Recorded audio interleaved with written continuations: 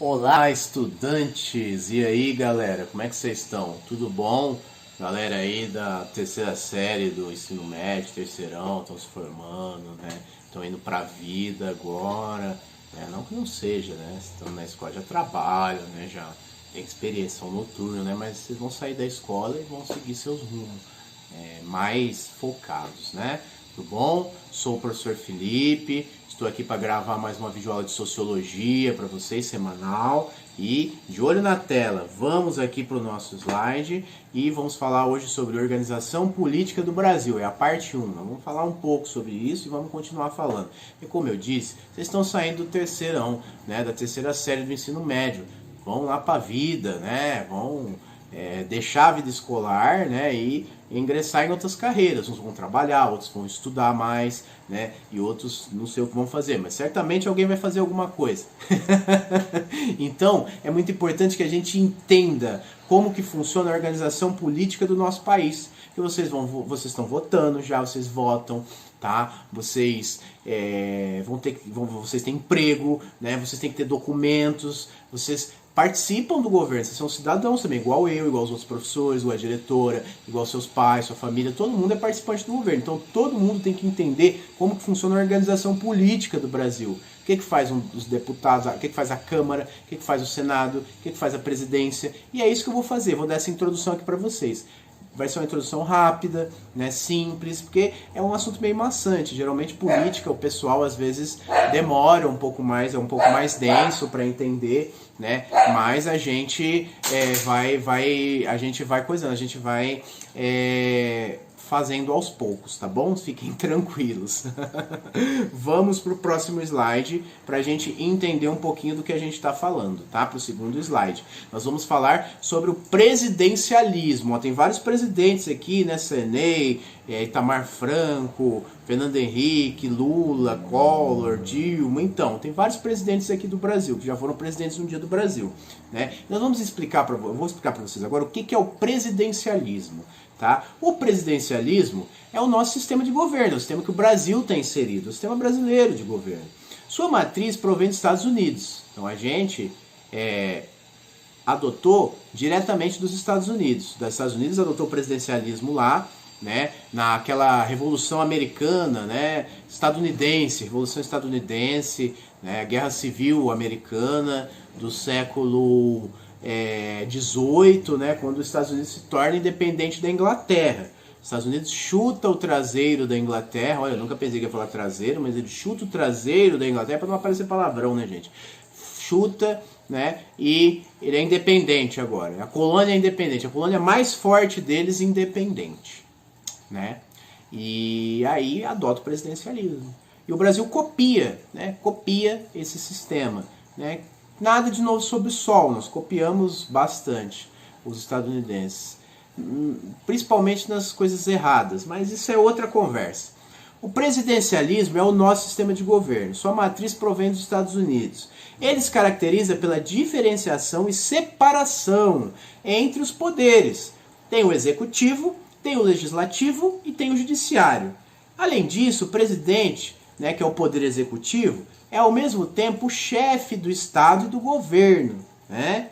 Seu mandato ocorre via eleição e é pré-fixado, né? Tem 4 anos, acabou, dura, o cara vai embora, entra outro. No caso, ele vai embora ou se reelege, agora pode ficar 8 anos se reeleger. Se não, vai embora, né? Não faz a dobradinha e acabou, né?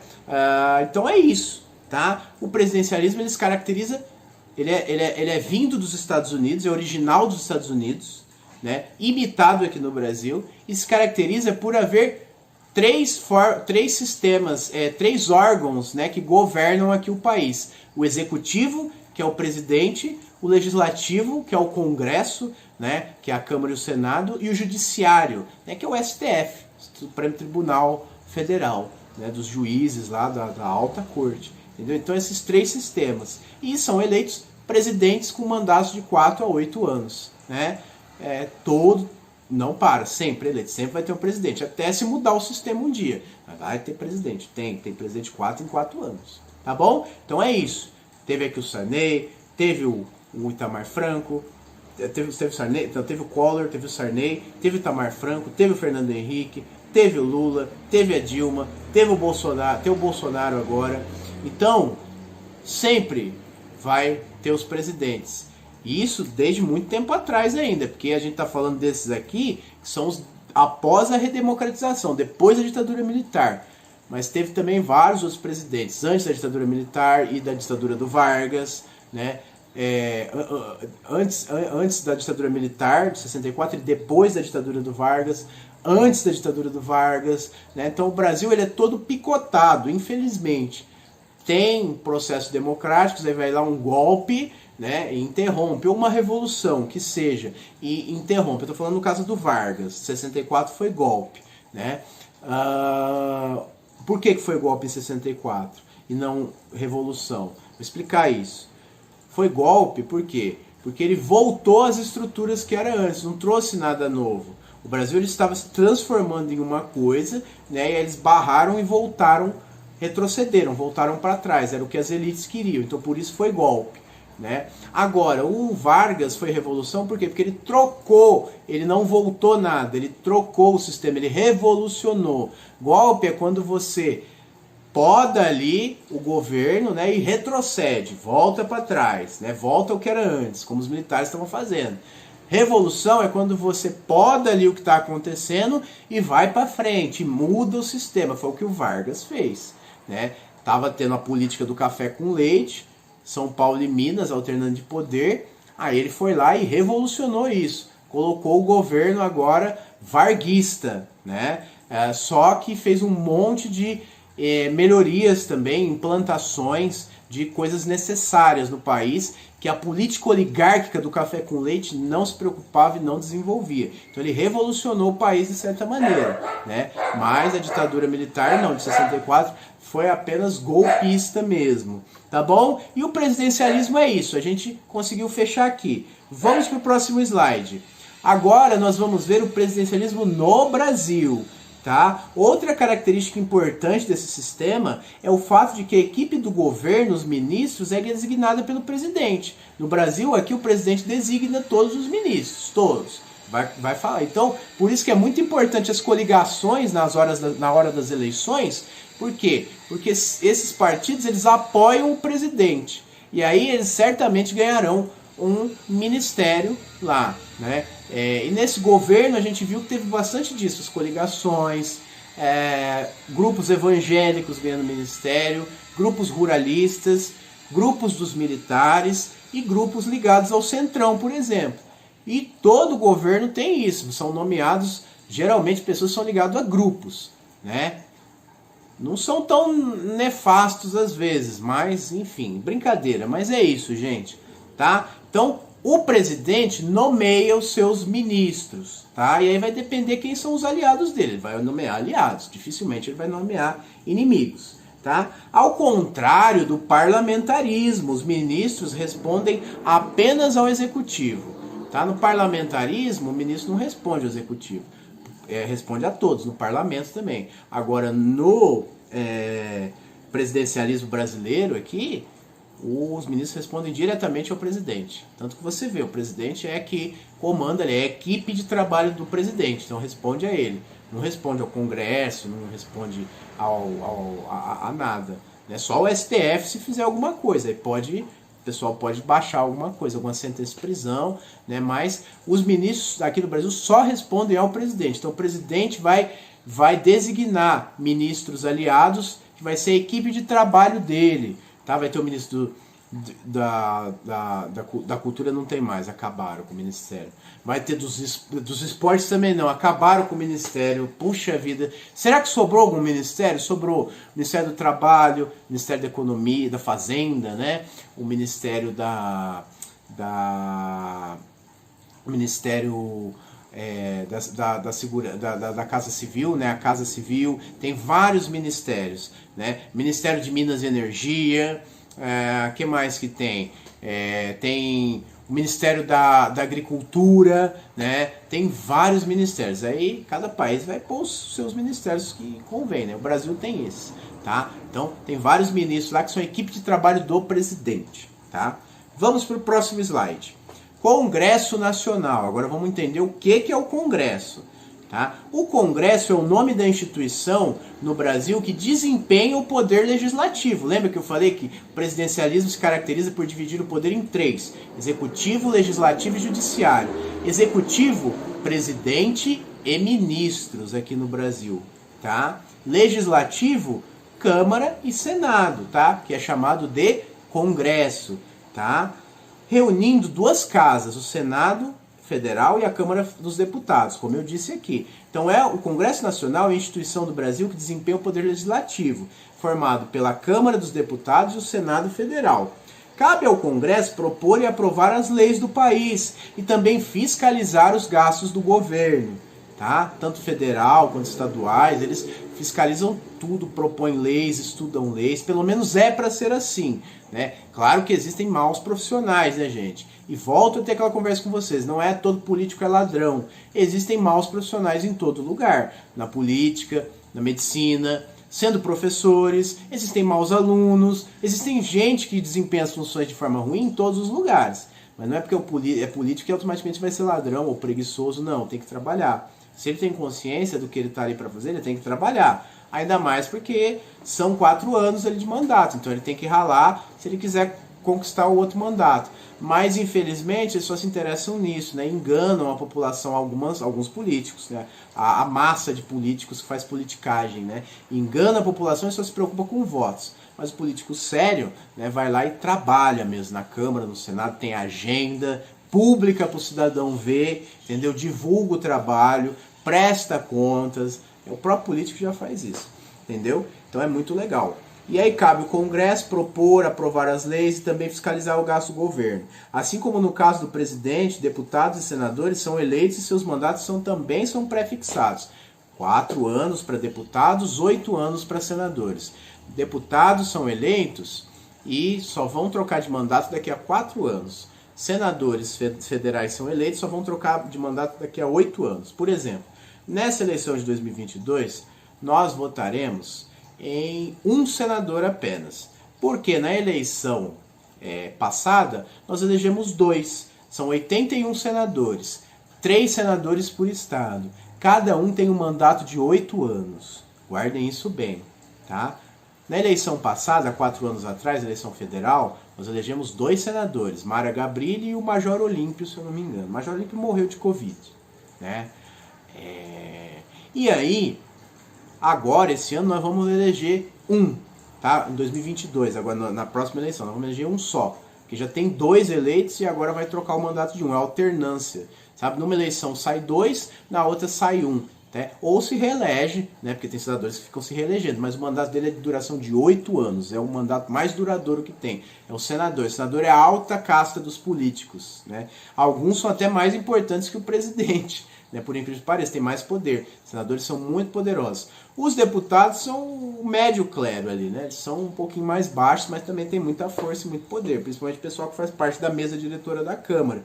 São 508 deputados. Cada estado tem uma cota de deputados a aprovar. Eu não sei qual que é por estado, mas cada estado aprova uma quantidade de deputados. Tem cota de partido também. Né? Partido tem tantas cadeiras que ele pode entrar na Câmara, quanto maior o partido é, mais cadeira ele vai ter. Mas o fato é que são 508 deputados federais, né, que têm um mandato de 4 anos. Então, de 4 em 4 anos, eles são elegidos ou eleitos ou reeleitos. Né? E aí, esses podem se candidatar à vontade, a vida inteira. Você vai passar a vida inteira trabalhando, estando deputado, né, como tem um certo senhor aí, que está no governo, né, passou 30 anos de deputado ganhando lá e sem projetos inexpressivos, você pode passar. Não, é ilimitado. Tá? Agora, para presidente, não. Presidente, você tem que candidatar uma vez, pode candidatar a segunda, fazer a dobradinha de 8 anos. Depois, não se candidata de novo. Mas tem que esperar virar, né? Tem que esperar passar 4 anos, ter um novo governo, e aí você pode se candidatar de novo. Né? A terceira vez, fazer dobradinha para ganhar a quarta de novo, enfim. Aí é de acordo com a política. Né? Mas é isso, o Congresso é formado pelo Senado e Câmara, tá bom? Vamos para o próximo slide. O Senado e a Câmara, já falei deles, mas vamos falar de novo aqui para reforçar. No Brasil, o Senado é composto por 81 senadores, 3 eleitos por cada estado da federação. A Câmara dispõe de 513 deputados. Olha só, eu errei, gente, não é 508, perdão, é 513. Tá vendo como a gente conhece pouco a nossa política? A gente não sabe, às vezes, nem ao certo quantos deputados tem. Mas é porque isso também é um projeto, né, de nos manter desinformados sobre política. Falar, eu não gosto de política, é para não saber o que rola aqui e aí todo mundo fazer o que quiser. Mas são 513, corrigindo a informação, não é 508, 513 deputados, tá, que representam os seus estados em número proporcional ao da população, sendo o número mínimo de 8 e o número máximo de 70. Acho que São Paulo tem 70, tem o número máximo, né? Porque é um estado que tem muita gente, muito populoso. Então é proporcional ao número de gente. Então o pessoal lá do Amazonas, por exemplo, sei lá, do Pará melhor ainda, né? De Roraima, de Pernambuco não, do Acre, bom, são regiões menos populosas, né? Por exemplo, tem mais floresta, mais mata, né? Então, vão ter poucos deputados. Agora, São Paulo, né, vai ter muitos deputados, porque tem muita gente, é um polo, né, do país. Além das atribuições mencionadas, legislar e fiscalizar, como a gente falou, o senador tem a responsabilidade de julgar o presidente, o vice e os ministros do STF em eventuais crimes de responsabilidade, bem como de atuar com maior proximidade da União pelos interesses do seu Estado, particularmente em operações de natureza financeira. Então eles têm direito de fiscalizar, né, e a responsabilidade até de julgar, né, presidente, vice, ministro. Por isso que está sendo feita a CPI da Covid com os senadores. O que eu falei para vocês? Senadores são o alto clero, são os políticos mais top que a gente tem aqui, né? E tá vendo? Eles estão fazendo a CPI da Covid, são só os senadores, né? O pessoal ali mais seleto. Não estou dizendo que são boas pessoas todos ali, não é isso. E a gente vê que não são. Tem vários tipos de pessoas ali no Senado, vários senadores de várias ideologias. Só que eles são um dos cargos máximos ali. Ele é o cargo máximo da política legislativa e que tem poder até para julgar presidente, ministro de STF, tá? Vice-presidente em eventuais crimes de responsabilidade aí que houverem, que a gente sabe que está tendo alguns aí que estão saindo agora no momento. Então o senador tem esse poder. Por isso que é importante a gente entender, porque a gente pensa que fulano ganhou para presidente, ele pode fazer tudo o que ele quiser. Opa, não, ele não é ditador, ele não é rei, ele não é imperador, não é faraó, entendeu? Não é ayatolá, não é isso, tá? O cara é um servidor público eleito ali para passar um tempo, fazer e trabalhar, apenas isso, qualquer um, de qualquer ideologia, tá? E aí ele tem que seguir as regras, a Constituição, e é cheio de entraves, e é bom ter mesmo, porque o cara não pode ter muito poder. Ele tem que conversar, dialogar com a Câmara, com o Senado, com o STF, com os ministros, com os governadores, com os prefeitos, que a gente vai falar disso também, né? Com vereadores, deputados estaduais, federais, tudo. Senadores, todo mundo. Ele tem que discutir e vai ter alçadas que vão ser dele, vai ter coisas que ele realmente vai ter que decidir, mas vai ter outras coisas que vai ser da alçada da Câmara, do Senado, do STF. Então cada um tem o seu poder, cada um comanda alguma coisa. Você viu, o senador tem poder até para julgar o presidente. Então se o presidente, por exemplo, fizer um crime de responsabilidade, de corrupção, ele pode ser pego na malha fina do senador. Entendeu? O senador pode fazer ali abrir uma CPI e aí julgar ali, entendeu? Então, é isso. Então, a gente não está ali votando num presidente para colocar um deus ali, um mito ali, né? Sei lá, né? Um salvador da pátria, né? Um messias, chamem como quiser, né? Nós estamos ali para colocar um servidor público que trabalhe pra gente, pelo povo, como a democracia é pelo povo, é para o povo, feita pelo povo, para o povo, né? Então, ele tem que trabalhar ali pelo povo, seja de qualquer ideologia for, de esquerda, direita, centrão, tudo, né? Tudo. Aí ele tem que trabalhar pelo povo, ele não é um reizinho. Assim como o Congresso também não, assim como o STF também não, assim como os governadores também não, os prefeitos, né? A Câmara, nada. Todo mundo tem o seu lugar ali, né? Cada um administra um setor. Isso é responsabilidade, é saudável, porque uma coisa que um só manda é complicado, porque aí vai ter uma visão só. Para o negócio funcionar tem que ter várias mãos ali fazendo o trabalho, várias cabeças para dialogar, né, para pensar, perdão, e depois dialogar, e uma equipe, né, uma boa equipe para cada um cuidar do setor. O legislativo manda e fiscaliza em uma coisa, o judiciário fiscaliza em outra e manda em outra, o executivo manda em outra, toma a maior parte das decisões, sim, é o cargo máximo, porém tem suas responsabilidades a cumprir também, não pode fazer o que quer, tem que respeitar a Constituição, e é isso, tá tudo do seu lugar. E aí a gente vota para deputado federal de 4 em 4 anos, a gente escolhe um deputado federal, para senador de 4 em 4 anos, e a gente escolhe 2 senadores numa eleição e um senador na outra, tá? Porque eles intercalam os mandatos, porque o mandato é de 8 anos. E para presidente nós votamos de 4 em 4 anos. O presidente pode se reeleger até 2 vezes, depois tem que esperar um mandato, ocorrer o mandato de outra pessoa, né? Para poder se candidatar novamente, a terceira vez. E aí por diante, tá bom? Então a gente tem que entender como funciona, porque não é só ir lá e votar porque é obrigado, ou só pagar multa. Não, gente, votar é importante. Tem que ir lá, votar, escolher com responsabilidade quem realmente você acha que vai te representar, né? E não representar rico, pelo amor de Deus, gente. Tem que representar a gente, pessoas que representem os pobres mesmo, as pessoas do povo, tá? Representantes nossos, natos. E votar, e saber o que acontece ali. Não achar que é só um bando de homem de terno ali falando besteira o dia inteiro. Não, ali está sendo discutido o futuro do país. Projetos de lei, né, crimes de responsabilidade, de corrupção, né, ações a serem tomadas, principalmente contenção à pandemia. Na pandemia, gente, é onde a gente mais precisou dos políticos. E é onde muitos deles nos abandonaram, né, inclusive do alto escalão do governo federal, nos abandonaram. E é aí onde a gente precisa desses caras, para eles tomarem as diretrizes. Por isso que a gente tem que colocar gente competente e não votar em fascista. Tá bom? É isso. Próximo slide. Acabou a nossa videoaula. Muito obrigado pela nossa videoaula, tá? Por terem assistido ela até o final. Um grande abraço. Continuem se cuidando. Usem máscara, álcool em gel, mantenham distanciamento. E vacinem, sim, porque o negócio está feio ainda. Pode ser que venha uma nova onda. Então vamos sobreviver a isso, que eu não quero ver nenhum aluno meu doente por causa de Covid ou perdido por aí. Tá bom? Obrigado, boa semana, bons estudos, tchau, tchau.